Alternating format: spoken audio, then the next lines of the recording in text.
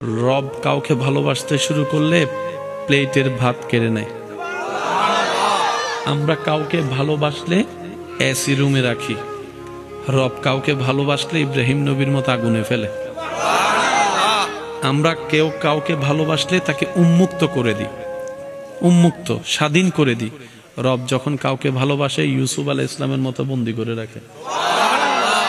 আমাদের ভালোবাসা ধরন, রবের ভালোবাসার বহিঃপ্রকাশ এক নয়।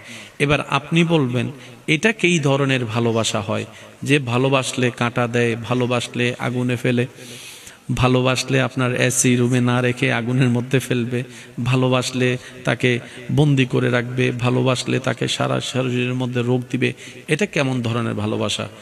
জেনে রাখা ভালো, গরমের মধ্যে এসি রুম সবাই পছন্দ করে। গরমের মধ্যে এসি রুম সবাই পছন্দ করে, ক্ষুধার্ত অবস্থায় খাবার সবাই। আর এই ক্ষেত্রে ভালোবাসা আসল কি নকল বোঝা যায় না। ভালোবাসা তো তখন বোঝা যায় যখন চতুর্দিকে সবকিছু স্বচ্ছতা, ফ্রেশনেস আছে, কোনো জামিলা নাই, হাতে হাত রেখেছে, এটা ভালোবাসা নয়। যখন পকেটে টাকা থাকবে না তারপরও হাত ধরে রাখবে, এটা না ভালোবাসা। তাই তো আমার যুবক ভাইয়েরা বলে বিপদকালে বন্ধুর পরিচয়। এবার আসুন আমরা একটু দুনিয়াবি হিসাব মিলাই। এখানে আসার সময় মোবাইল এনেছেন, টাকা এনেছেন, কত কিছু এনেছেন। যদি কেউ আপনার থেকে সে মোবাইলটা নিয়ে আপনি ঝগড়া করবেন, কারণ কি? এটা আপনার, আপনি এনেছেন, আপনি কিনেছেন। বলেন তো আসার সময় কি এনেছি আমরা? খালি বলেন না। দুনিয়াতে আসার সময় কি এনেছি? একটু জোরে বলেন। আমি সবার মুখে শুনতে চাচ্ছি। এই একটা কথা যদি বুঝতে পারি আমাদের অনেক কিছু ক্লিয়ার হয়ে যাবে। আজকে যেই অনুষ্ঠানে উপস্থিত হওয়া এটার সাথে বড় সম্পৃক্ত বিষয়। আপনি মাহফিলে আসার পরে আপনাকে একজন আইফোন রাখতে দিছে, ভাই একটু রাখো আমি আসতেছি। কিছুক্ষণ পরে এসে সে আইফোনটা আপনার থেকে নিল, আপনার মন খারাপ লাগবে? বলেন, রাগ লাগবে কেন? আপনি মাথায় মনে বসিয়ে রেখেছেন এটা আমার না, সেজন্য আপনার দিতে খারাপ লাগে নাই। আর যেটা আমার নিজের মনে করে নিয়েছেন, ওই 2 টাকা হারাই গেল টেনশন। একটু জোরে বলি না রে ভাইয়া। আইফোন দিয়ে দিয়েছেন, আপনার এখানেও লাগে নাই, এখানেও লাগে নাই, এটা তো আমার না। আর যে 10 টাকা হারিয়েছে এটা নিয়ে টেনশন কেন? কারণ এটাকে আপনি আমার শব্দটা যোগ লাগিয়েছেন, আমার মনে করেছেন। আওয়াজ দিয়ে বলুন, দুনিয়াতে আসার সময় কি নিয়ে আসলাম? ডান হাত, বলে না, ডান হাত, বাম হাত, কাপড় নাই, কাপড় যেহেতু নাই, পকেটও দলিল, ডলার, ফোন। আসার সময় যেহেতু খালি এসেছি, আজকে এতগুলা যা আছে, যার যাই আছে, মনে রাখবেন এগুলা একটাও আপনার আমার নয়, সব রবের দান, আমাদের পাওয়া। মালিক আল্লাহ, ভিখারি আমরা, সবার। তাহলে যা আপনার আছে দিয়েছেন কে? এবার আল্লাহ যদি আপনার চোখ নিয়ে নেয়, মালিক উনি যা মন চাই তা করবে। আর একটু জোরে বলেন না। আপনি যে কাপড়টা কিনেছেন, সাদা কাপড়ে যদি লাল রং লাগান, কেউ কথা বলতে পারে না। আপনি বলেন যে আর বদিন টিয়া দে, আর বাবর টিয়া দে, কিনি তুই কা মাতর। এবার বলেন আমাদের দেহকার, আওয়াজ ছোট হলে চলবে না, জোরে বলেন দেহকার।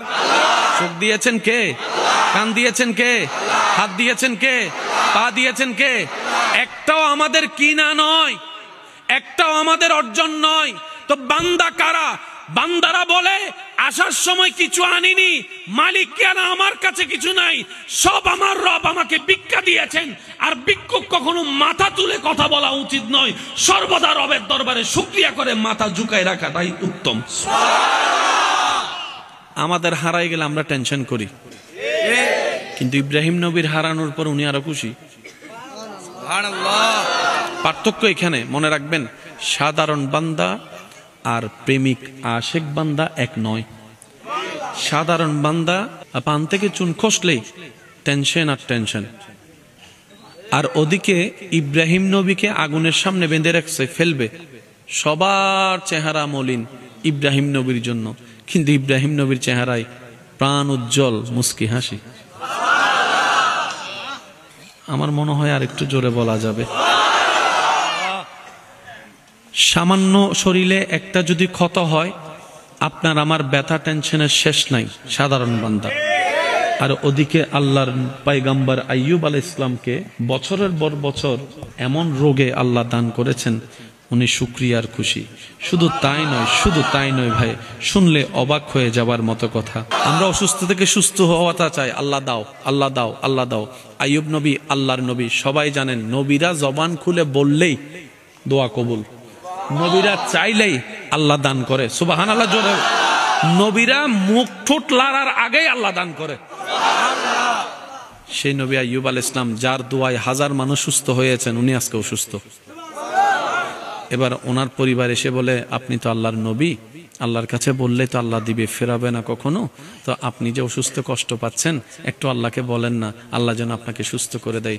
আইয়ুব নবী আল্লাহর আশেক নবী, আল্লাহর প্রেমিক বান্দা আইয়ুব আলাইহিস সালাম উত্তর দিচ্ছেন, ও আমার পরিবার, তোমার জন্য কিছু লাগলে বলো, আমি তোমার পক্ষ হয়ে আমার রবের দরবারে দরখাস্ত পেশ করব। সুবহানাল্লাহ। আমার দুশমনেরে যদি কিছু লাগে আমাকে বলতে বলো, আমি সুপারিশ করব তার পক্ষ হয়ে আমার রবের দরবারে। যে গরিব তাকে বলো, দনের ব্যবস্থা আমি আমার আল্লাহ থেকে ফরিয়াদ করে এনে দিব। অসুস্থ যে আছে তাকে বলো, আমাকে এসে বলতে, সুস্থতার জন্য আমার আল্লাহর কাছে আমি ফরিয়াদ করব। সুবহানাল্লাহ। যার সন্তান নাই আমাকে এসে বলুক, আমি তার পক্ষ হয়ে সন্তানের জন্য আল্লাহর কাছে দরখাস্ত করব। ওই পরিবারের মানুষের জন্য, আত্মীয় স্বজনের জন্য, পাড়া প্রতিবেশীর জন্য, এমনকি যে আমাকে মন্দ বলেছে তারও যদি কিছু দরকার হয়, আমি আইয়ুব তার পক্ষ হয়ে রবের দরবারে সুপারিশ করতে রাজি আছি। কিন্তু আমার জন্য আমার রবের কাছে কিচ্ছু চাইতে আমার বড় লজ্জা লাগতেছে, আমার বড় লজ্জা লাগতেছে। পরিবার বলে, এটা আবার কেমন কথা? তখন তিনি বললেন, ও আশেক নবী, আল্লাহু আকবার, আল্লাহর প্রেমিক বান্দা বললেন, আল্লাহ আমাকে সুস্থ রেখেছে কত বছর, লিস্টিটা করো। অসুস্থ রেখেছেন কত বছর, লিস্টিটা করো। আরে যে রব আমাকে এত বছর সুস্থ রেখেছেন, সে রব কি আমাকে কিছুদিন অসুস্থ রাখতে পারে না? আমার সুস্থতাও আমার রবের জন্য, আমার অসুস্থতাও আমার রবের জন্য, আমার আপাত মস্তক সারা দেহ আমার রবের জন্য। মন চাইলে রাখবে, মন চাইলে ধ্বংস করবে, এটা ওনার ব্যাপার। আমি বান্দা হয়ে নাক গলাবো না। আল্লাহ যখন যেভাবে রাখে, আমি আইয়ুব আলহামদুলিল্লাহ বলে সেভাবে খুশি থাকবে। সাধারণ বান্দা আর আশেক বান্দা এক। সাধারণ বান্দা জায়গায় জায়গায় ফেল হয়। সামান্য একটা কিছু হইলে অনেকে দেখবেন রোল নাম্বার 1, আল্লাহ তাকে 3 বছর রাখছে 1, সে কোন রকম 2 হইছে, মরে যাবে বুঝতে নমাতে কারে। একটা ক্লাসের রোল নাম্বার 1 হয় কয়জন? ছাত্র আছে 100 জন, বলেন না ভাইয়া? আপনি স্বার্থপরের মতো এটা আপনি নিয়ে রাখতে চাচ্ছেন কেন? অন্যরা পাওয়ার অধিকার নাই? এক ক্লাসের রোল নাম্বার 1 কয়জন? সবসময় আপনিই হবেন, তো বাকি 99 জন কি করবে? মনে রাখবেন, ভাগযোগ করে খেলে বরকত হয়, শান্তিও লাগে। একাই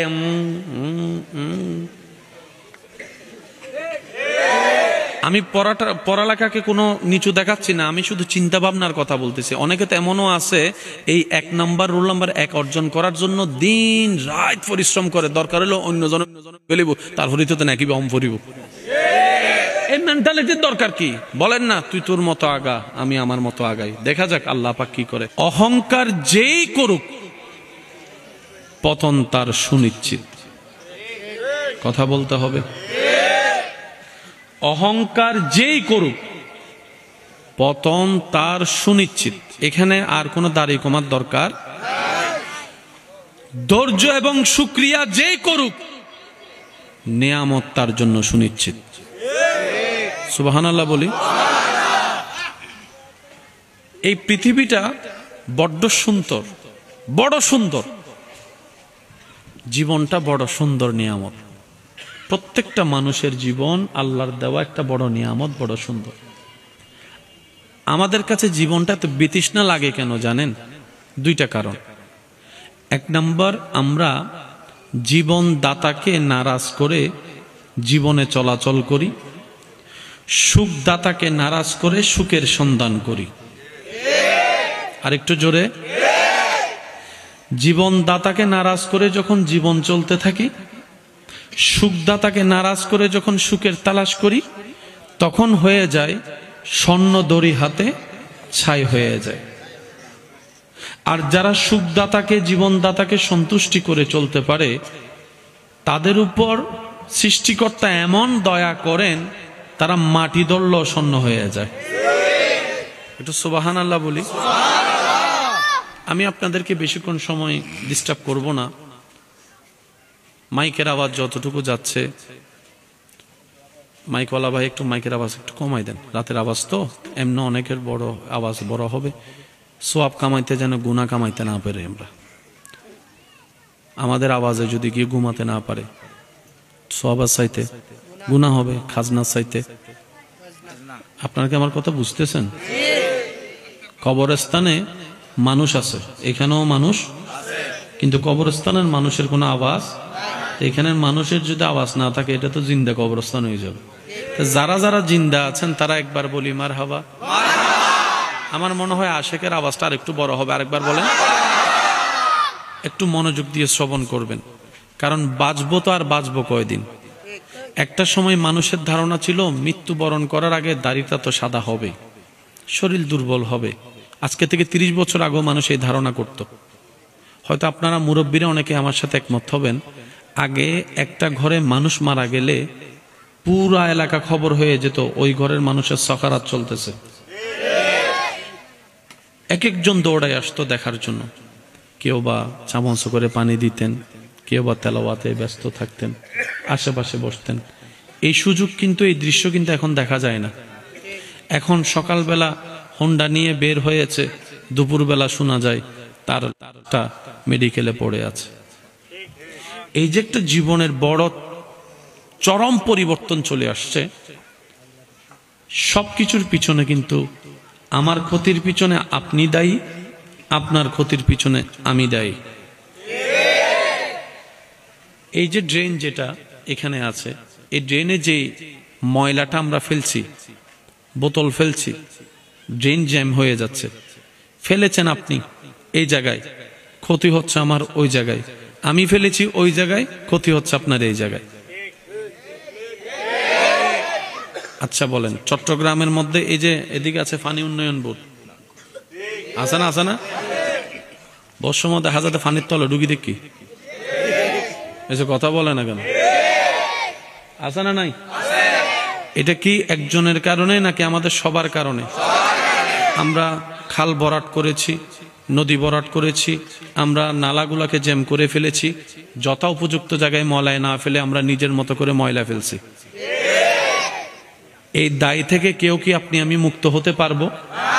আফটার অল কি হলো? আমার কারণে আপনার ক্ষতি, আপনার কারণে আমার ক্ষতি। ঠিক একই ধারাবাহিকতায় সৃষ্টিকর্তা পৃথিবীর জগতে, পৃথিবীর জমিনে সৃষ্টি বেঁচে থাকার জন্য উপযুক্তভাবে যা যা দরকার রব্বুল আলামিন পরিমাণ মোতাবেক তা তা দান করে দিয়েছেন। সুবহানাল্লাহ। আমরা জানি বেঁচে থাকার জন্য অক্সিজেনের দরকার। অক্সিজেনটা আপনার আমার, এই যে এখন বসে আছি, কোনো দমকা হাওয়া কিন্তু লাগতেছে না, কিন্তু বাতাসের মধ্যেই কিন্তু আমরা অক্সিজেনটা পাচ্ছি। আর যদি কোনো কেউ বাসের মধ্যে উঠে, বাস যদি বেশি জোরে চলে, গাড়ি যদি বেশি জোরে চলে, দেখবেন জানলা বন্ধ করে দেয়, নিঃশ্বাস নিতে পারে। কেন? আমার দরকার 10 সেন্টিমিটার, বাতাস আসতেছে 100 সেন্টিমিটার, তখন আপনি চাইলে অক্সিজেন থাকলেও নিঃশ্বাস নিতে পারবেন না। এটার একটা লিমিটেশন আছে। আমি কি বুঝাতে পারছি কথা? এটার একটা লিমিটেশন আছে না নাই? যেমন আল্লাহ তাআলার একটা নাম আছে রহমান, বলি আর রহমান, বলি সবাই। আর একটা নাম হচ্ছে আর রহিম। মনে রাখবেন, রবের রহমত ছাড়া কেউ কিচ্ছু করতে পারবে না। যারা নামাজ পড়ে তারাও খায়, সেটাও রবের রহমত। যারা নামাজ পড়ে না তারাও খায়, সেটাও রবের রহমত। কিন্তু বুঝতে হবে কোন রহমতটা কেমন। আর রহমান রবের এমন রহমত যেটার মধ্যে আল্লাহ তাআলা সব সৃষ্টিকে রেখেছেন, সব সৃষ্টিকে রেখেছেন। সুবহানাল্লাহ। আর আর রহিম এমন একটা রহমত রবের, যেটা আল্লাহ তাআলা সবাইকে দিবে না, শুধু রবের প্রিয় বান্দাদের ভিতর যারা স্পেশাল প্রিয় বান্দা হবে, বান্দাদের ভিতরে আল্লাহ পাক ওই রহিমের রহমতটা তাদের জন্য রেখে দিয়েছেন। সুবহানাল্লাহ। রহমান ফিদ দুনিয়া, এই দুনিয়ার মধ্যে আল্লাহ সবাইকে রহমত দিবেন। যেমন ফেরাউনের সম্পত্তিও রবের রহমত। একটু জোরে বলি না রে ভাই। নমরুদের ক্ষমতাও রবের রহমত। আর একটু জোরে বলি, আইয়ুব আলাইহিস সালামের শারীরিক অসুস্থতাও রবের রহমত, ইউনুস আলাইহিস সালামের মাছার পেটে যাওয়া এটাও রবের রহমত, ইব্রাহিম নবীর আগুনে পড়ে যাওয়াটাও রবের রহমত, সবকিছু রবের রহমত দিয়ে ঘেরা। আমরা রহমত মানি মনে করি কি জানেন, একটু একটু মনোযোগ, নীরবতা। রহমত মানি ভালোবাসা। রব যদি কাউকে ভালোবাসে, আমরা যেরকম ভালোবাসলে কাঁটা ফেলে ফুল দিই, রব ভালোবাসলে ফুল ছিনায় কাঁটা দে। সুবহানাল্লাহ বলতে হবে। ঠিক বললে সওয়াব পাবেন কিনা আমার জানা নেই, কিন্তু সুবহানাল্লাহ বললে অগণিত সওয়াব। আমরা কেউ কাউকে ভালোবাসলে কাঁটা ফেলে ফুল দিই, আর রব যখন কারো কল্যাণ চাই, কাউকে ভালোবাসতে চান কিংবা কাউকে ভালোবাসে, তখন আল্লাহ তাআলা ফুলটা সরায়ে কাঁটা দেয়। আমরা ভালোবাসলে পেট ভরে খাওয়ায়, রব কাউকে ভালোবাসতে শুরু করলে প্লেটের ভাত কেড়ে নেয়। কত ভালো লাগে আমার, আরো ভালো লাগে নবীর সালাম, নবীর দরুদ সালাম, নবীর আল্লাহুম্মা সাইয়্যিদিনা মুহাম্মাদিন, আল্লাহুম্মা সাল্লি আলা সাইয়্যিদিনা মুহাম্মাদিন। উচ্চ আওয়াজ একবার বলি মারহাবা। মনে থাকবে কথাগুলা? যদি দেখেন বিপদ বেড়ে গেছে, বুঝবেন আল্লাহ তাআলা আপনাকে কল্যাণ দিতে চাচ্ছেন। না সুবহানাল্লাহ এটা হইউননি, গরজে হইউন, এজন্য হদ দেছে। মন খুলে বলেন না সুবহানাল্লাহ। এবার আসুন, আমাদের প্রত্যেকের জীবনে গুনাহ আছে না নাই? গুনাহ বেশি হলে জান্নাত না জাহান্নাম? জাহান্নামের শান্তি না কষ্ট? দুনিয়ার কষ্ট বেশি না জাহান্নামের কষ্ট বেশি? আল্লাহ যখন কোন বান্দাকে জান্নাত দিতে চান, কিন্তু তার আমলে তাকে জাহান্নাম নিচ্ছে, কিন্তু আল্লাহ চাচ্ছেন তাকে জান্নাত দিতে। যিনি আইন বানায় উনি আইন ভঙ্গ করলে মানা যায় না, দেখতে সুন্দর লাগে। এবার আল্লাহ তাআলা কি করেন জানেন? এই বান্দাকে যদি জাহান্নামে দেওয়া হয়, সে ৭০,০০০ বছর আগুনে কষ্ট পাবে। আর যদি দুনিয়াতে কষ্ট দেওয়া হয়, সে ১ বছর কষ্ট পাবে। এবার বলেন কোন কষ্টটা বেশি মারাত্মক, দুনিয়ারটা না জাহান্নামেরটা? এবার আপনাকে যদি আল্লাহ বলে বান্দা ৭০,০০০ বছর জাহান্নামে জ্বলবি নাকি ১ বছর তুই দুনিয়ায় জ্বলবি, কোনটা নিবেন? সবাই বলেন না, সবাই বলেন। তখন আল্লাহ কি করে, কোন বান্দাকে যখন জান্নাত দেওয়ার ইচ্ছা হয়, আল্লাহ তাকে দুনিয়াতে বিভিন্ন ধরনের কষ্টের মধ্যে ফেলে ওই গুনাহগুলার অপরাধ এখান থেকে কষ্ট দিয়ে আল্লাহ মাফ করে দেয়। তাই নবীজির হাদিস এখানে একটা অ্যাড করতে চাই। নবী রাহমাতুল্লিল আলামিন বলছেন, মুমিন বান্দার বিষয়টা বড়ই চমৎকার। মুমিন বান্দার বিষয়টা বড়ই চমৎকার। তারা হাসলে সদকায়ে জারিয়া, সওয়াব আর সওয়াব। তারা কান্না করলে রব করে দেয় গুনাহ মাফ। রাস্তায় হাঁটার পথে যদি কেউ একটা কাঁটা ফুটে ব্যথা সহ্য করে রবের উপর নারাজ না হয়ে খুশি থাকে, আল্লাহ তাআলা ওই বান্দার কাঁটা ফুটার ব্যথার অনুমান আল্লাহ পাক জাহান্নামের আযাব থেকে বাঁচার মতো গুনাহ মাফ করে দেন। এবার বলেন, এই কথাটা বললে এখন আপনারা মিল খুঁজে পেয়ে যাবেন। আমাদের সবাই একটা কথা বলে, আল্লাহ যখন যা করে, যদি কষ্ট না হয় একটু রিপ্লে দেন, আল্লাহ যখন যা করে আসলেই আল্লাহ যা করে ভালোর জন্য করে। এই যে কথাটা একদম মাথায় মনে বসায় রাখবেন। আপনি বলছেন ও আমার স্বামী হলো কেন, এরকম জামাই কেমনে পাইলাম? আপনার মনের ধারণা এতগুলা মেয়ে থাকতে এ আমার বউ হলো কেন? কখনো ভাবছেন আপনার বাড়ি কোথায়, ওনার বাড়ি কোথায়, কেমনে কি?